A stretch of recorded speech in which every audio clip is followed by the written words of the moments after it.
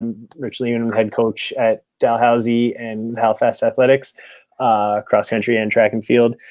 And like always in things that I do, I want to keep it as informal as possible. So, I have a PowerPoint, or it is a PowerPoint, but it's not a very good one. It's pretty rudimentary, but I have it prepared, and I'm happy to just sort of follow that. But if at any point we want to start getting more specific about certain things, or really take a little bit more time on others, I'm more than happy to start going down those rabbit holes, because it's a small group, and I'm anytime you want, feel free to jump in with questions. If you are muted, to unmute, you just click the top right button. Is it showing my mouse, Tori, lingering on the unmute button? Right on the microphone. Yeah, perfect. Yeah. So you just click that and jump in anytime you want. Feel free to cut me off, and because I'll have the PowerPoint up, so I won't actually see the mics coming up and down. So we've got waiting for name.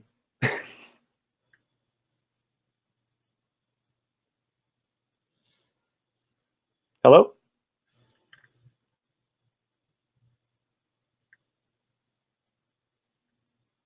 All right, so I think we'll just jump in. So what I'm going to be talking about is the IST, the Integrated Support Team, and I think what it was framed as was integrating sports science into programming. And I want to be very clear about sort of what my role is and how I'm approaching this. I am by no means any of these things. I'm a coach. I'm not a sports scientist. I'm not a strength and conditioning professional. I'm not a nutritionist or a dietitian. I'm not a sports psychologist, and I'm not a physiotherapist, a massage therapist, or a chiropractor. I work with all of those people. We have people, I have an integrated support team, and what I'm going to be talking about today is in my opinion, the way that we can use sports scientists to help athletes, perform at a higher level. So there are probably going to be times here where it makes it seem like I believe that the coach needs to know everything and be everything. And I believe the coach needs to know everything, but doesn't need to, no coach is going to have the expertise to actually be the person sort of running all of these things. What the way I approach it, and the way I believe that a lot of the top quality coaches are doing is, just like this graph here, where ultimately the coach is the first and last point of contact with the athlete. The coach is the one whose program is being run, and then everybody else, the entire integrated support team, so the entire IST, is working with the coach to optimize performance for the athlete. These things don't operate in silos. There has to be a leader, and in the case of track and field, that leader needs to be the coach.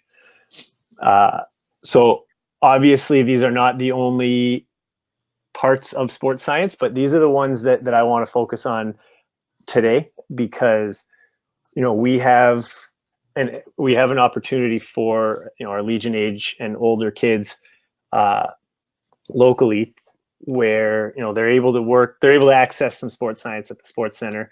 Most of the universities are working with sports scientists, and a lot of the university age athletes will have access to those people.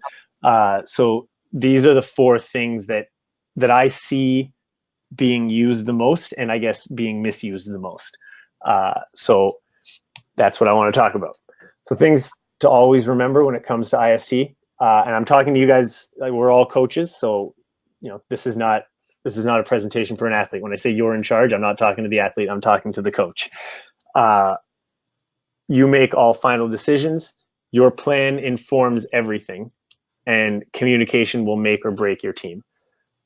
Ultimately, as I said, the buck stops with you. It's your program. If you're just, I have an athlete, or I'm working with an athlete who is good enough to receive sports science,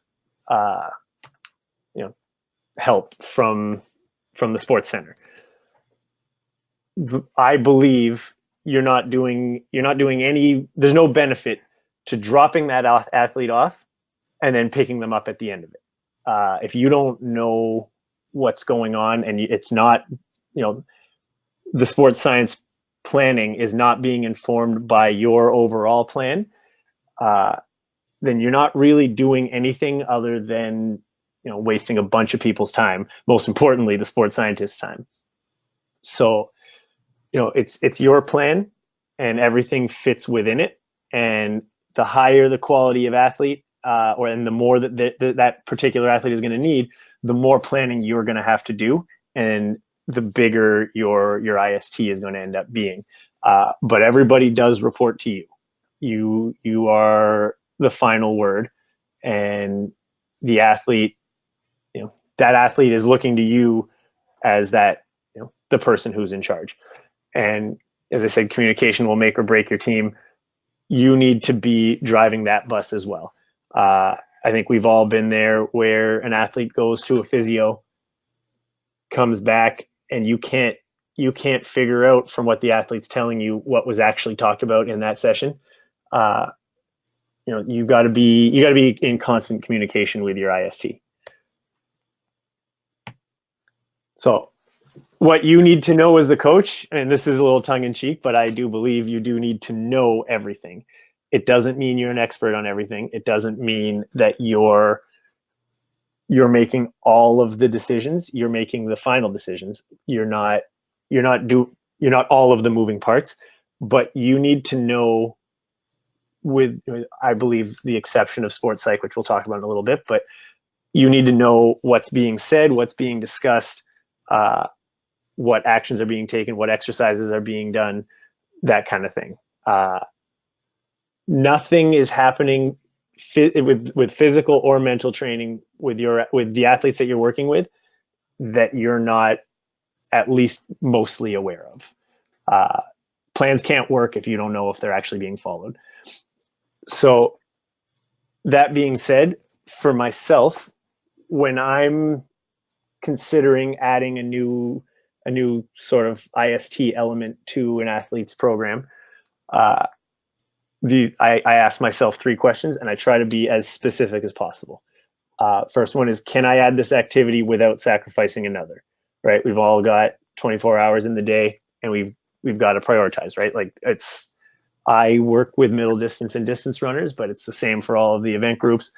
There are certain things that are non-negotiable. For a 1500 meter runner, running is a non-negotiable. You're not going to be able to stop running so that you can do more push-ups.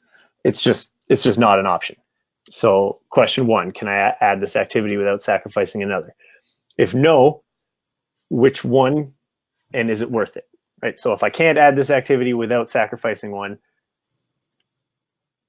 is it worth it to get rid of something or to back off on something?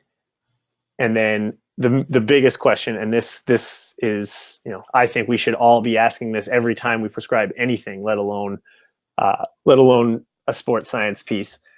How will this activity make the athlete better?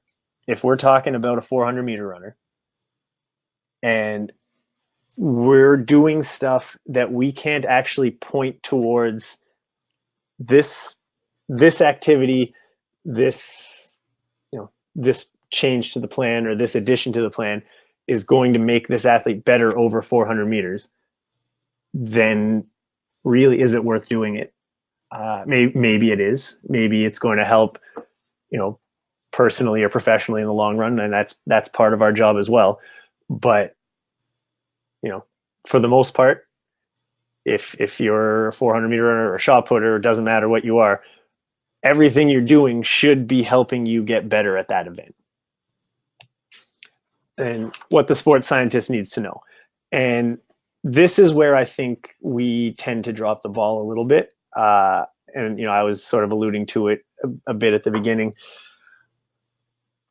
If we bring an athlete to a strength and conditioning coach, and there's no direction, there's no, we're not providing, it doesn't necessarily have to be a YTP, but if we're not providing some sort of plan of sort of, this is what we're doing right now, away from the gym or away from the massage table or anything like that, then how can we expect these people to actually help us get to where we're going? So things like training volume, training intensity, the training phase that we're in, goal competitions, all that stuff, that needs to be provided to the sports scientists, or else they can't do their job effectively. So they need to know where you are now, where you were, right? So saying, we have this athlete who is, she's a 60-meter runner. She's on the track 4 times a week. She's doing this, that, and the other thing.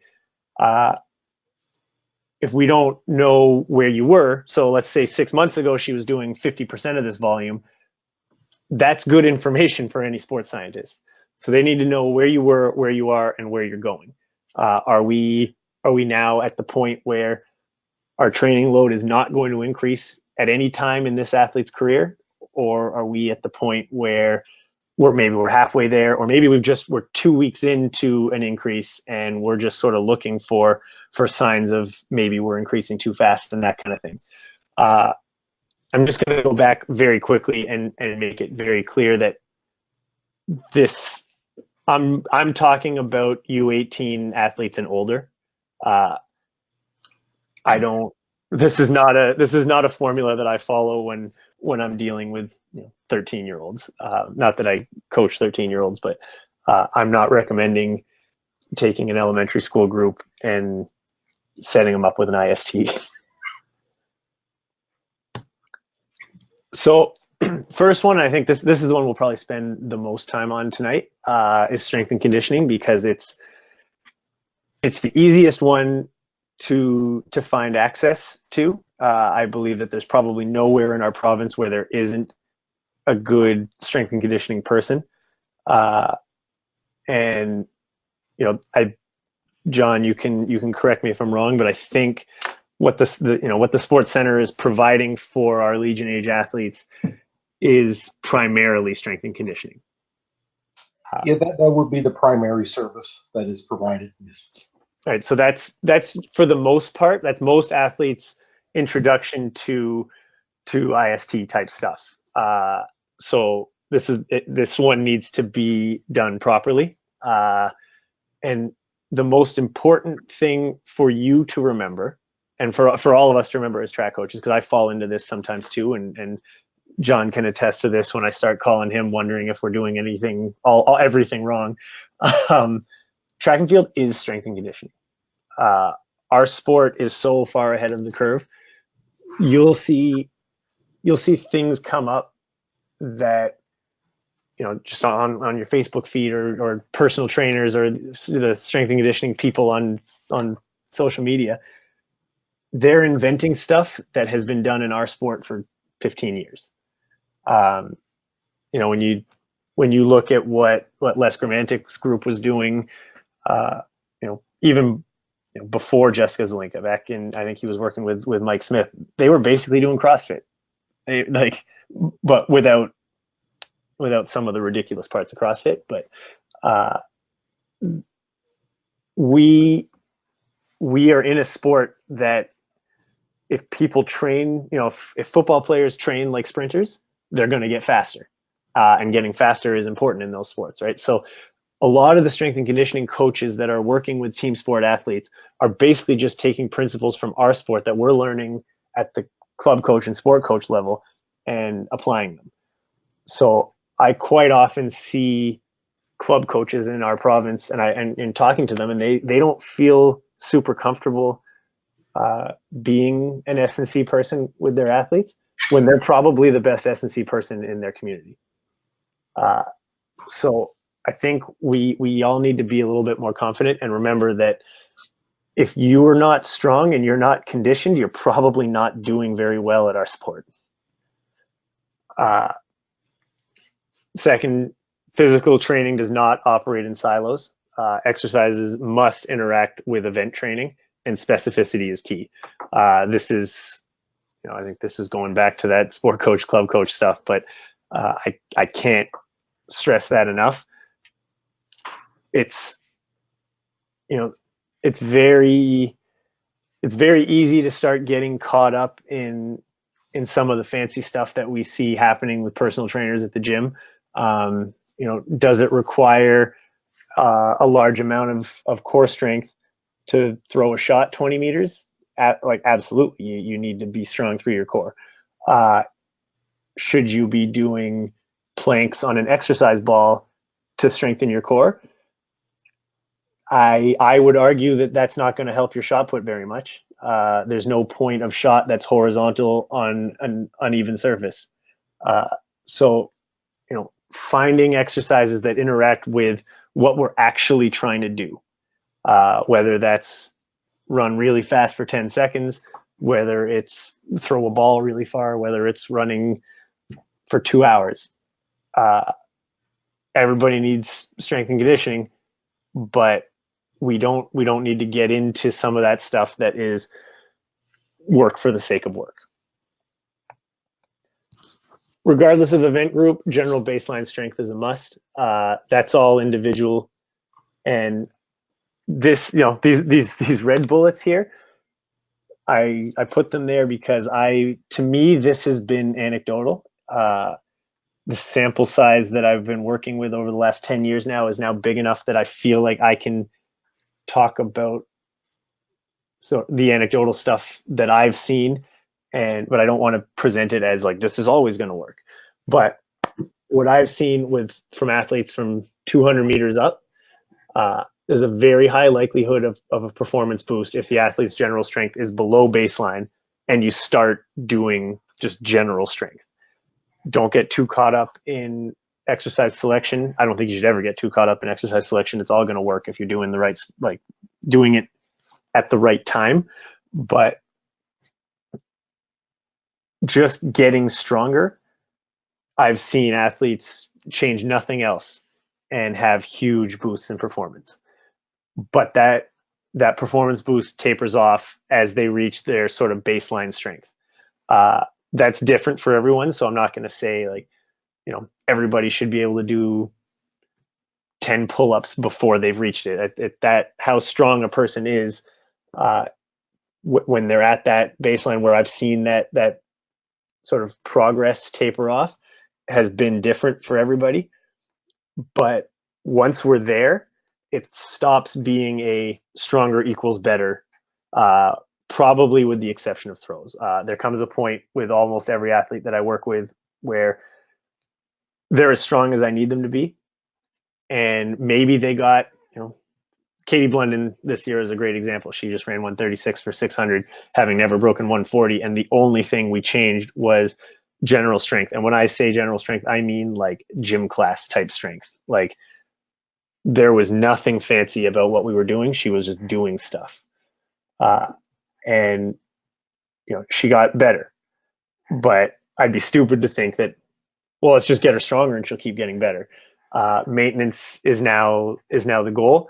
But like every other sort of adaptable, trainable thing, in order to maintain that same baseline, you're going to end up having to do more. I say with the exception of throws because I do think there's probably a correlation between stronger being better much past a baseline strength level with at least some of the throws. And then the other thing is a new stimulus can result in a performance spike. I've seen that happen so often. So periodize appropriately. This is something we've started doing in the last couple of years or so, but I'll change the strength program maybe 2 or 3 weeks before a major competition. We'll usually make it easier to make sure that we're not getting hurt, but we'll throw something fast in. We'll just change things up a little bit, because what I've seen happen in the weight room, correlated to track, is that those first few weeks of a new program are really the only time you're seeing, like, I don't even know if it's adaptation or if it's just, changing things up wakes something up in them. But I've found that changing the stimulus in the last few weeks before goes a long way. And the weight room is a very safe place to do that, so that you're not, throwing a bunch of crazy workouts at them that they've never done, because confidence does come from workouts on the track. The S&C coach, this is where I think we get caught up a little bit.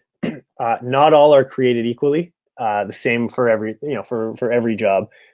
And we have to remember that it's a business to them.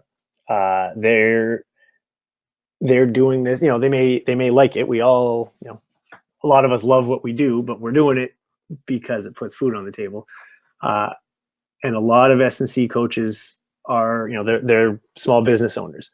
To me, that results in a lot of gimmicky stuff. It results in a lot of risk averse behavior, which is great, because the best way for a strength and conditioning coach to get noticed is it's just word of mouth, right? People are saying, oh, I work with this personal trainer and I haven't been injured for years, and I've just sort of slowly progressed to becoming more fit. So you see a lot of these trainers working with athletes, and they're doing stuff on a BOSU ball. They're refusing to do back squats to not, load up the spine.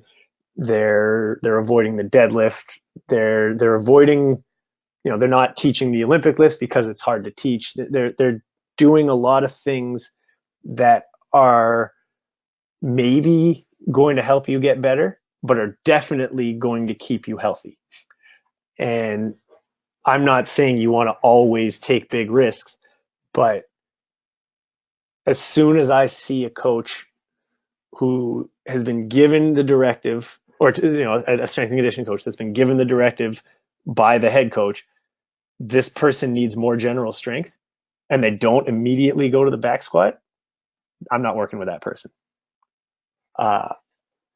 So it's, that's something to remember, is that just because most of the athletes that they're working with can do a pistol squat on a BOSU ball doesn't necessarily mean that's what you're looking for, because I've never seen a foot race that involves a pistol squat on a BOSU ball. And then you must okay everything. You're not all, the way I like to, I don't have an S&C coach at Dal. I would love to have one. But with my sports science budget, I use it elsewhere. But if I did have one, what I would do is I would be writing the program and they would be implementing it. I would give the athletes another voice, so they're not always getting talked at by me. And it would give them just a little bit more focus one-on-one with the strength coach. But I would want to be there at every session. And I think we need to do a better job of that. When we are bringing athletes to the sports center, make sure that what you want being done is what's being done. And I don't necessarily mean exercise selection, but think of it as energy systems, right? Same kind of thing, same kind of idea as when we are planning very broadly about how we are going to approach something. We know on Tuesday we want to hit this kind of energy system, do this type of workout. That's all you're going to have to give a good strength and conditioning coach, and they'll be able to choose the exercises that work the best. But that all has to go through you. That all has to make sense with where you are in your training. And you need to remember that programming is your domain. So if you're adding something to the athlete's program, you're adding it. You're maybe adding somebody to help you with that, but it's got to be part of your program. Next, and this one can be touchy, so there's only a couple slides, and again, I'm not professing to be a nutritionist or a dietitian, and I very rarely actually sort of jump in with the nutrition talk. But this slide is basically what I view the coach's role as. This is not necessarily for a true high performance athlete. When I think high performance, I'm thinking, sort of the way that On the Podium would think of it. So let's say top 16 in the world for your age class, which I've worked with exactly one of those athletes in my career. So it's not something that I do every day. But for especially the age class athletes, the first thing I do before I intervene nutritionally is I assess whether the athlete is mentally, emotionally, and physically prepared to actually eat for performance. That's not just eating healthy. That's making changes to their diet that is directly related to running faster. That's not something that I'm going to do with very many athletes. I don't think I've worked with very many who were ready, because you see it all the time. You say, this is what we're going to change, and the more is better mentality that tends to exist in our sport. The people that are driven to our sport tend to be the type of people that are,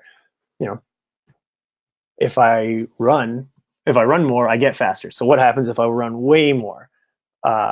And I have some reservations about that when it comes to nutrition, that mentality. So the first thing I'll do before I do that is decide, is this actually the right move?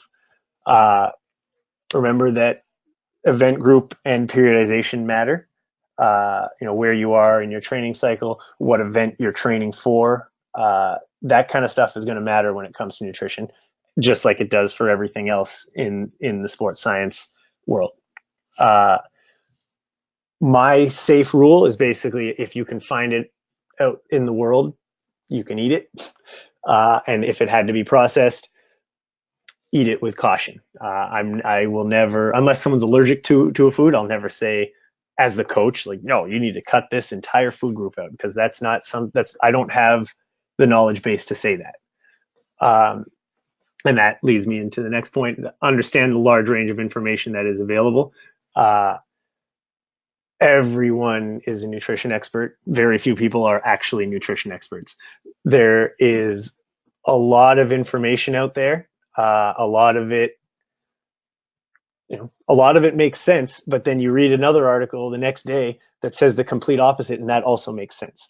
So I think we'd be kidding ourselves if we weren't aware of the fact that is the case right now. And I believe more than any other of the sports sciences that we're operating with in our ISTs, there's the most information out there. I don't know whether it's good or bad, but there's so much out there.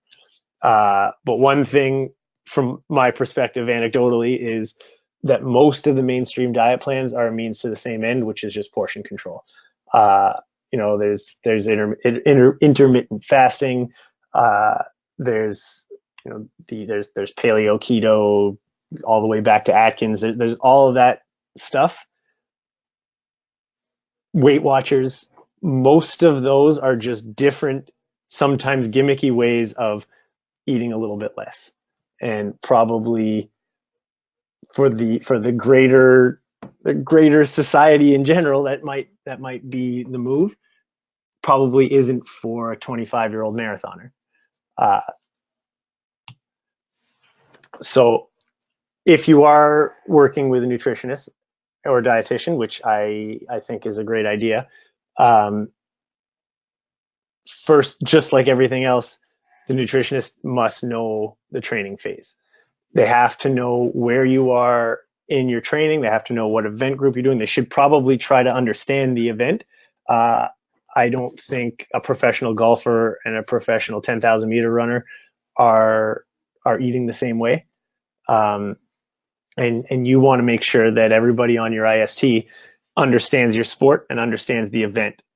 There needs to be open communication. The coach's messaging has to be enforced by the nutritionist and vice versa.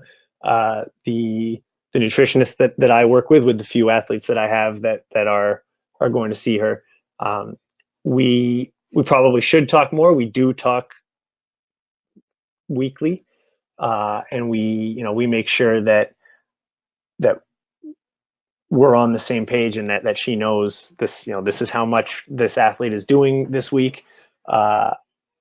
Last time you guys talked, what came out, that kind of stuff.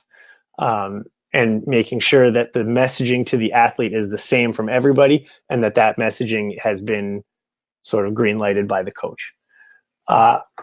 Without full buy-in from the athlete, I don't think there's much of a point in wasting a nutritionist's time.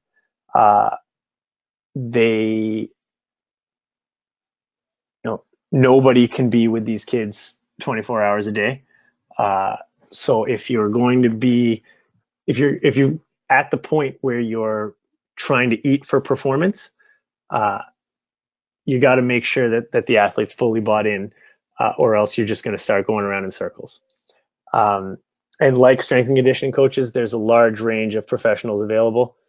There's, as I said, they're everywhere.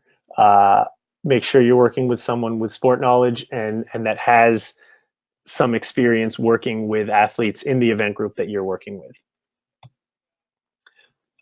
Mental performance, the coach's role, sort of same idea as 2 slides ago. What I believe is our role when it comes to mental performance. First and foremost, check your bias.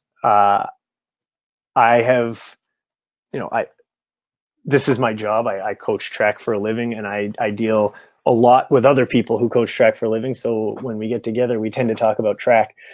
And this is, I've talked to people who firmly believe that mental performance is useless, and that really all you need to do to be mentally prepared is be physically prepared. And there's probably some truth to that. And all the way to the other end, where I've talked to people who will tell you that, an athlete went from 350 for 1500 down to 340, and the only thing that changed was their mindset, which there's probably some truth to that as well. But we've all got biases when it comes to mental performance. We've all got things that we know worked for us as athletes, or work for us professionally, or have worked for other athletes that we've worked with. There's no guarantee that that's going to work for the next person. Really getting through to an athlete takes some time. You need to know them. They need to trust you. It's a very, I'm skipping over here to the next one, but you need to trust each other, and you need to understand that when you're really trying to unpack something from a mental performance standpoint, that athlete is in a very vulnerable position. And you need to understand that, and you need to embrace it, and you need to encourage them, and you may need to be a little vulnerable yourself going down that road. We also need to embrace subjectivity. There's no way we're going to be able to measure this stuff. And as track coaches, we tend to we want to be able to have little check-ins to make sure things are working. You're going to go crazy if you're constantly trying to check in and measure whether you are improving an athlete's ability to perform mentally. So you need to embrace that. You need to understand this is a journey we're on together, and we're not going to know if it works until it works. And individualize and periodize, just like everything else, tied in with physical training. If we're trying to work, if we've got an athlete who is, there's a little bit of a mental block when it comes to certain sessions, we can tie the mental training in with physical sessions.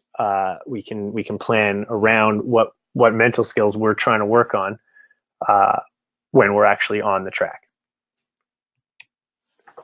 So the sports psychologist, if you have the opportunity to work with one, in my opinion, is the only IST member who can decide what information is shared with the coach, especially if athletes are working one-on-one with the sports psych. Usually the coach isn't there for that, and that's probably a good thing, right? If you are a major stressor for that athlete, then a sports psych might come in and be able to help that athlete. But there's a line there that no professional is going to be able to cross, and they're not going to say this is what they said about you. So in my opinion, the sports psych is the only IST member who is sometimes withholding information from you, which means that you need to trust this person as much as the athlete trusts them and as much as the athlete trusts you. This needs to be somebody that you are 100% confident with, knowing that they're going to be one-on-one with this athlete and trying to help them improve their performance, and you're not going to know everything that's going on, and you got to be comfortable with that. So it's probably not going to be somebody that you don't have a relationship with.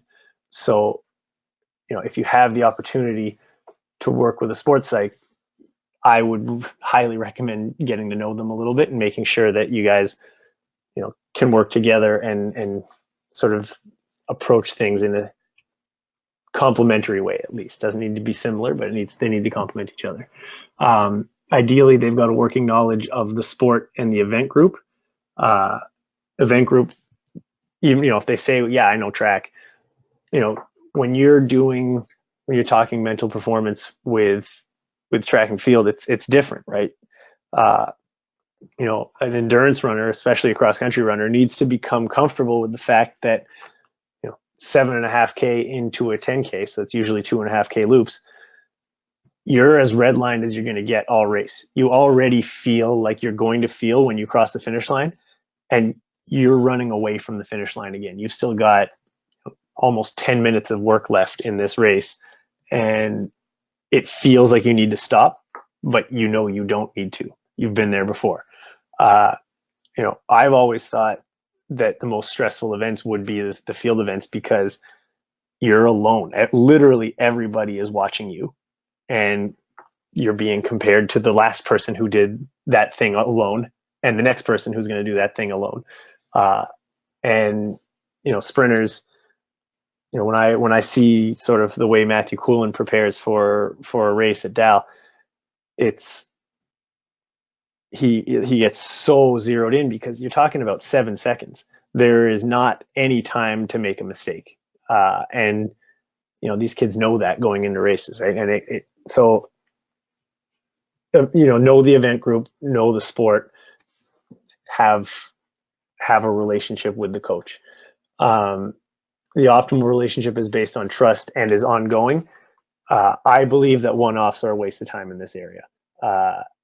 For an athlete to walk into a sports psych's office and talk to them for an hour, this is a stranger. No matter how good the professional is, this is a stranger that they're coming to talk to. They're not going to leave mentally stronger. They're not going to leave prepared to deal with something that they weren't prepared to deal with before. So, if you get access to a sports psych and you bring your athlete there once and that's it, sort of plan on there being absolutely no change other than half of their insurance coverage is gone for the year. And just like everyone else, I believe the sports psych needs access to the training plan, needs to know where you are in your phases, where you are in your competition schedule. And then the last piece, physio, massage, chiro, I guess any medical, again, therapists must know the training plan, and probably more than the others, they need it as early as possible. My experience has been that the good ones can help inform your training sessions and your periodization. we've been very lucky to work with Pat Legg. He comes in from CHIRO a couple times a week, and he's there at practice. He's there, he's actually there with the kids, and he knows the sport. He knows what they're doing, and at this point in my career, he is the person that I lean on the most for help when it comes to, what are we going to do for the next 3 weeks? What are we going to do with this athlete for the next 3 weeks that's going to help him get from here to there? And he's the person that I talk to about that stuff more than anybody. And he's a massage therapist. In an ideal world, you as the coach are attending those sessions.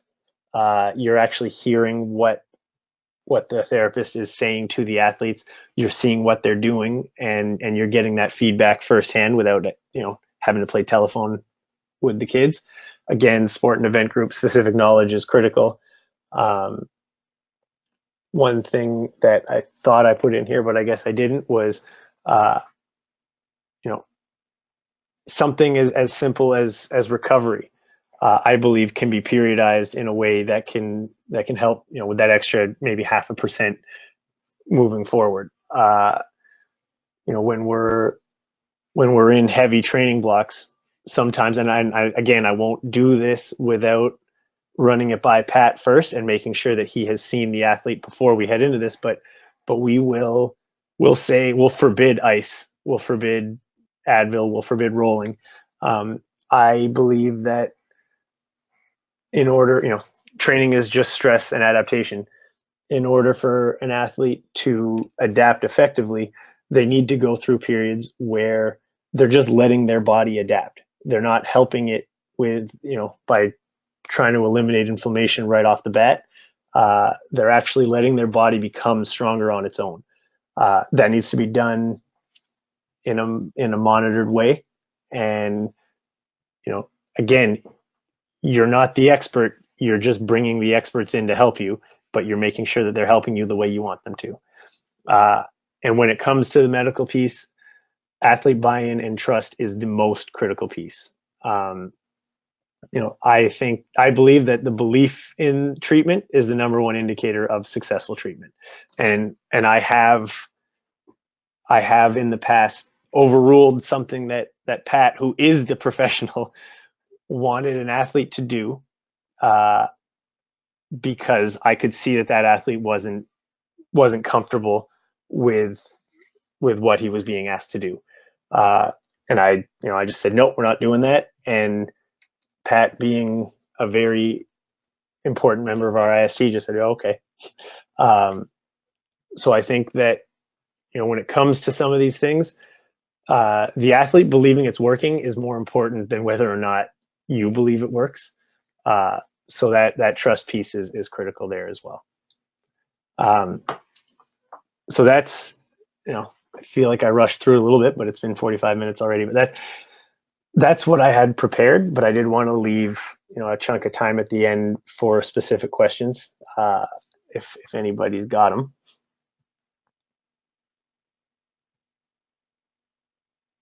Everybody's muted.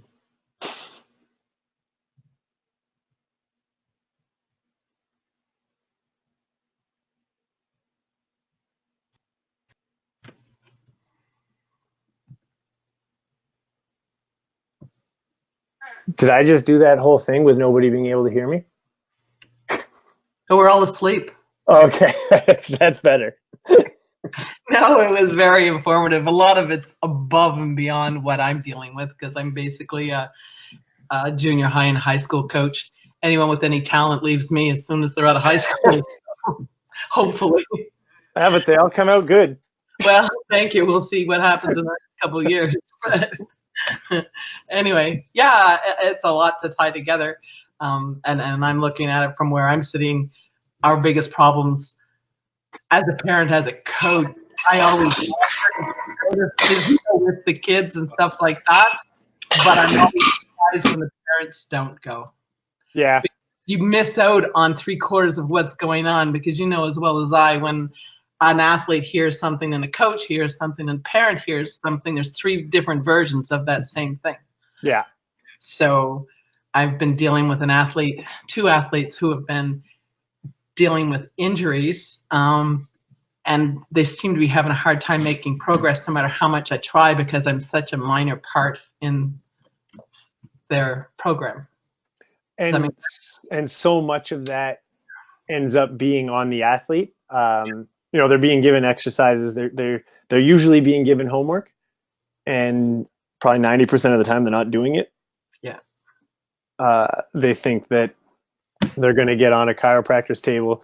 Chiropractor's going to sort of snap their neck and they're going to be 100% better. That's never the way it works. And, that's another reason why I like to go to those sessions, is because if I know that an athlete has been given a series of exercises by Pat, and I also know that I'm going to see this kid 6 days a week, I can make them do it in front of me. Yes. Yeah. And that's you need that monitoring. You need to be able to, it's because it's a huge, any recovery is a long road. Yeah, for sure. It's right on.